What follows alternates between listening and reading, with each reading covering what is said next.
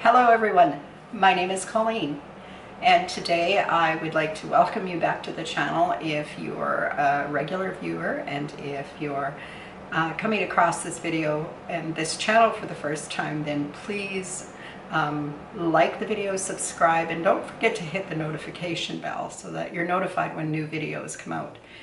Today is Halloween in Canada, and I guess around the world it's the same date everywhere, and so I may be interrupted while I'm making this meal, and I will go attend. So I've made something that I can do stops in if I need to. Today we're going to be making a warm soup. Today we're going to make bacon and potato soup, and it's hearty enough for a dinner, which is what we're going to be eating tonight. But it's wonderful on the days like today when it's kind of cold and dreary out, and we just need to warm up. So I will gather the things up. I will be back in a moment and we'll get this started.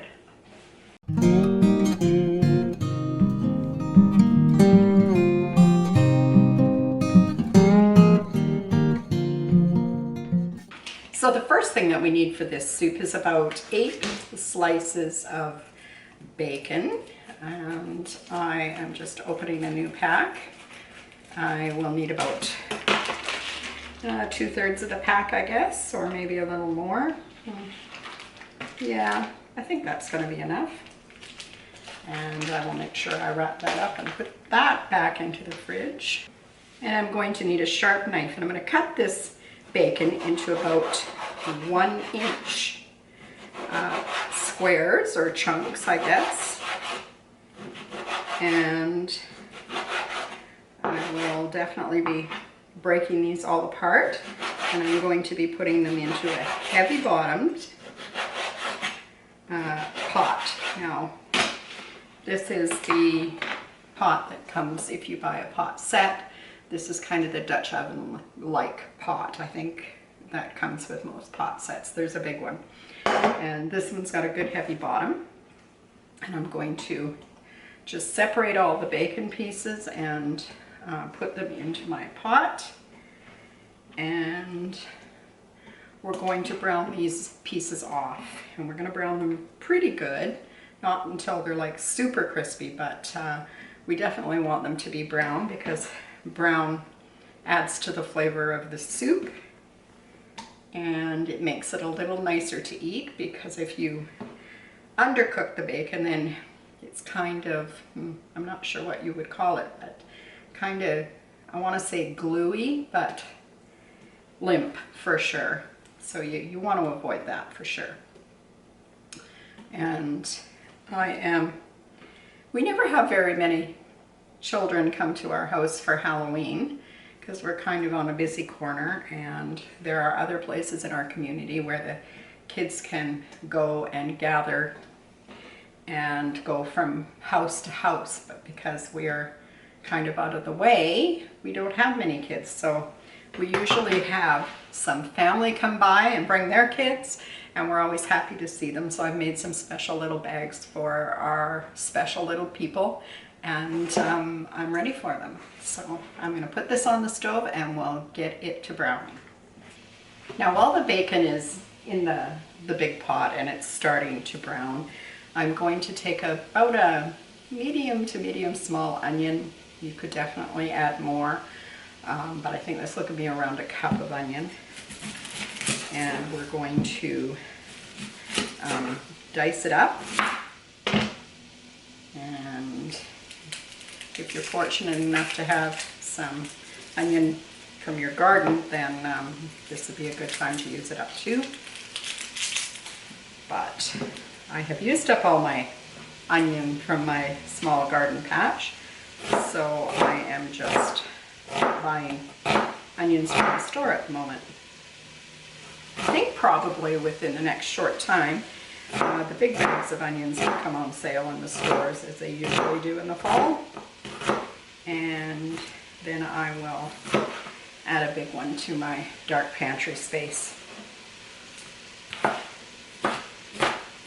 Now, I don't know what your traditions for Halloween are. Some people don't recognize the holiday, and some people will blacken their houses because they don't want to take part in Halloween, and that's perfectly fine, however you happen to feel about it. I thought something kind of fun happened this year in our community. Well, it'll be happening for the first time tonight. One of the local churches is having a trunk or treat. So if you live in an out-of-way place and you want to treat kids but you don't get many, then you can load up your candies into the trunk of your car and go drive over to the church and open up your trunk. And you'll be next to other people doing the same thing. And the kids in the community can come and walk by and get their treats from the trunk. And it means that they have a short distance to walk to be able to fill up their booty bags, and that everyone then can take part. You're going to have bonfires and hot chocolate, and it sounds to me like a real fantastic idea. So I have my onions chopped up. I didn't add any oil into that pan with the bacon because I think it'll produce enough grease in there that I won't need to. And I just keep moving it around. We want it to brown up, but we don't want to scorch it. So be mindful that you're taking the time to properly render the bacon out. Because if you scorch it, you're going to taste it in the soup, because we mix everything in that pot once we're done. We don't want to. Now, as long as we're waiting, and we are, I am doing some cheese, and I just checked and I don't think I have quite enough in there, so I'm going to grate some more. I have some stuff that's already packed in a package that's already grated, but I want the cheese to melt really quickly into the soup when I take it, when it's finally finished and I add some cheese to it. Now, you don't have to add cheese to potato bacon soup. We just prefer it that way. And when you grate it yourself, the cheese is not coated. They coat the shredded cheese in order to make sure that it doesn't stick together in a lump in the package. So we're just going to get all these little steps out of the way. I'm going to stir and be back. One of the other things that goes into this soup is some cloves of garlic. So I am just going to clean these tails off these cloves. I have 4 cloves of garlic here. I don't think I told you how much cheese I have, but I have about a cup of cheese. I'm going to reach for my rasp. I have 2. This one's a little bit bigger. I want the pieces a little bit bigger, so I'm just going to use my rasp to grate the cheese. I'm going to use my rasp to grate the garlic.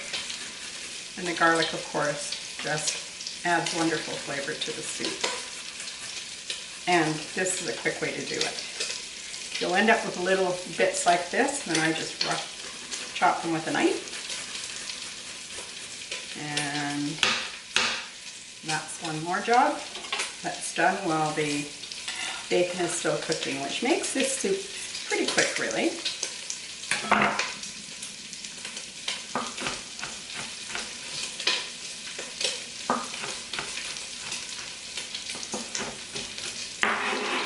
There we go. I'm going to stir again. So I'm going to use some potatoes. Otherwise it wouldn't be potato soup. And I have chosen some yellow flesh potatoes. Yukon Gold would be perfect for this. I don't have enough of regular sized yellow flesh potatoes, but I do have a bag of small ones that needs to be used up, so I'm going to use some in there as well. Right now I am going to check on our bacon and see how it's going, and I think I'll turn it way down now. I'm just going to wash these potatoes before I get started, because I am going to use them. I'm just going to make sure these potatoes are good.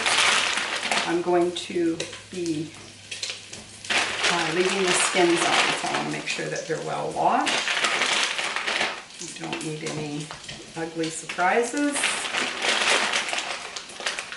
like that one. And I think that ought to do it.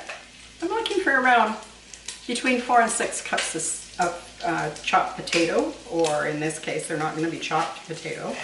Well, they are going to be chopped potato. In this case, they are going to be chopped potatoes. And I'm just going to wash them, and then I'll come back and we'll get these cut up. Now, I've just used a slotted spoon and I've removed the bacon from the big pot. And I'm just going to let it sit here and drain while I carry on. I'm going to, there was about a tablespoon of oil in the pot, and I'm going to add about 2 tablespoons of butter to the pot and put the onions in. I've got the onions in the pot and they're starting to saute. I've turned it down quite low. I think I'm on 2, which is very low on my stove. And I just want them to soften. They don't need to be caramelized, they just need to be softened. And so I'll do that. I'm just cutting the potatoes into what could be bite-sized pieces. Now, when I'm done with this, I will be mashing a few of the potatoes in the pot, so it makes it a little creamier. And so at that point you can mash some of the bigger pieces. You don't have to mash it all. If you like to have a nice big bite of potato in your mouth, then you can certainly leave them you know, in good sized chunks. I like to be able to put them on the spoon, and so therefore I like them to be in a little smaller pieces. I'm also checking the potatoes as I go along. This one's got a bit of a bruise on it, so I am just going to cut those pieces off. It looks like it was damaged maybe when they were taking them out of the ground. A little trick that helps some people making potato soup, if you like to have the whole pieces of potato, but you also like to have a creamier soup, when you get near to the end, you can add potato flakes to the soup, and that'll help to thicken it and not interrupt your potato flake. It smells so good in here. What can you say when you have butter and bacon and onions frying? That's just like nectar of the gods, I tell you. Yeah, we might not even have needed all these little potatoes. In fact, I don't think we do. I may just hold them back for another project. Maybe there'll be breakfast tomorrow morning. So I've just moved you over here to the stove, and I have added the garlic, and now I've added 1/4 cup of flour to help with the thickening of the soup.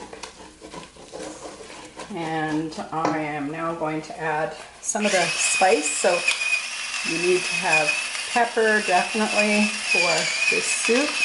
I would say, you know, maybe a teaspoon even would not be too much. And I'm going to need a teaspoon of salt. I'm not going to add more than that because I am using a store-bought container of chicken broth. And this chicken broth, while it does say that it has 25% less sodium, it still has enough sodium, at least for our tastes. So I'm going to stir this in a little bit at a time to get it started so that we can get the lumps all out. And as I do, I'm going to be scraping the bits from the bottom of the pot because that's where the flavor is. So we definitely want to get them all up. Just keep moving it and scraping the bottom of the pot because that is where the good stuff is. And this container holds a liter or 4 cups of soup.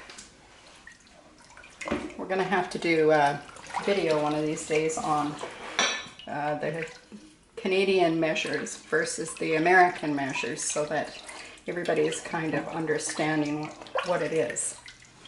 So now we've got all of the chicken stock in there, and I can feel there's still maybe a couple little sticky spots on the bottom, so I'm not giving up yet. But it feels pretty good overall. So now it is time to add the potatoes to the pot. Now I have the potatoes just in my strainer. I washed them before I cut them, but I didn't wash them a second time because I'm interested in having the starch that's on the potato. I want the starch to help to thicken. So they were clean, I don't have to worry about that. I cut them on a clean board with a clean knife. And so I do want that potato starch to help me out thickening this soup. So now I'm going to turn this back up and bring it to a simmer and simmer the mixture until the potatoes are fork tender. Then I'll add the milk. Well, we need to bring the potatoes to the point, and you can see they've thickened in here definitely. Bring them to the point where they're fork tender. And the fork goes in and out quite easily. And so I would say we're there right now. And I am going to take my potato masher, just a plain old masher. You could use there's lots of ways you could mash these up a little bit. I don't want to mash them all by any means, but I definitely want to, mash some of them. It helps to make them a little more thick and the soup a little more, it seems like it's hearty even if it's not more hearty, but the potatoes are being distributed more evenly throughout. Now that I've got the mashing done, I'm going to add 1.5 cups of whole milk, and this is just regular 2% milk. And I'm going to turn this down so that it's just on the lowest setting on my stove. And just let it really heat through, because if you bring the milk up to a boil, it's going to separate. And while it's still edible, it has a grainy texture that's really not as pleasing as most people would like it to be. So I see some pieces of pepper floating around in there. Maybe not quite as many as I would like, but some. And I'm just going to let this come back to a simmer just gently so that we can see a little ring maybe of, just before it goes into a full boil, because we don't want this to boil, but we do want it to get hot through. And while it's doing that, I'm going to continue to just move it around in the pot. I don't think there's anything quite as good as having a hot bowl of soup on a cold and wet day, and it is, since I've started this video, it has started to rain, so I wish I could invite all the little trick-or-treaters in to have a bowl of delicious soup and warm them up, but that is not the case. We will, however, be nice and warm and cozy with a bowl of bacon and potato soup. And just about there. We'll just let it sit for a sec and see how close we are. I'm going to give it a taste. This soup is quite heavy with garlic, so if you prefer less garlic, you could put in maybe 2 cloves instead of 4. It's how we like it, but you can definitely season to your taste. I'm glad I didn't add any more salt to it, because 1 teaspoon was enough salt. And I can see it's trying here. It's pushing up some little bubbles. So at this point, I'm going to add to this now 1 cup of heavy cream. Well, maybe just 1/2 cup. Let's have a look at it. Yeah, I think that looks good. So that's 1/2 cup of heavy cream. And I'm adding just here at the last, I'm going to shut the stove off. And I'm going to add 1/2 cup of sour cream. And this just adds a little tang to it.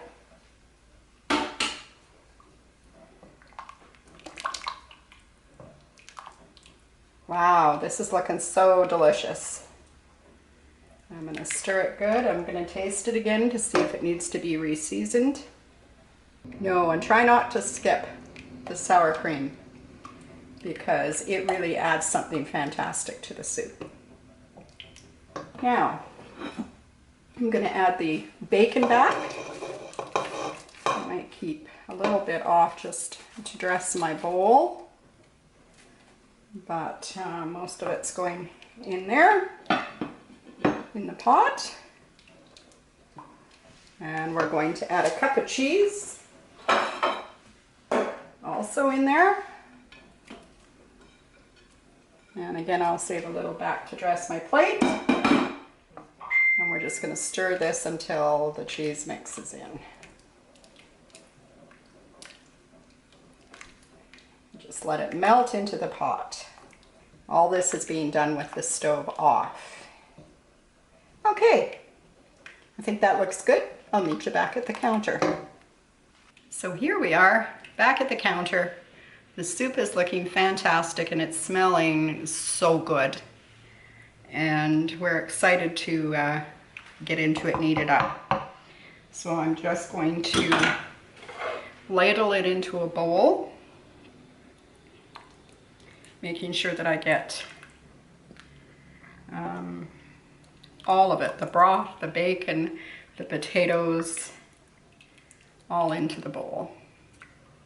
Well folks, here it is. I don't want to spill it, but I want you to be able to see it anyway. This is a delicious bowl of hearty cream of potato and bacon soup. That is just perfect for a rainy, dreary day. I hope that everyone is safe and well, and that you won't forget to subscribe to the channel or hit the little bell so that you're notified when new videos come out, because I've had quite a few people say, oh, they found me again. Well, the search wouldn't be there if you hit the bell. You'd be notified every time a new video comes out. So folks, till next time, take care everybody. Bye-bye.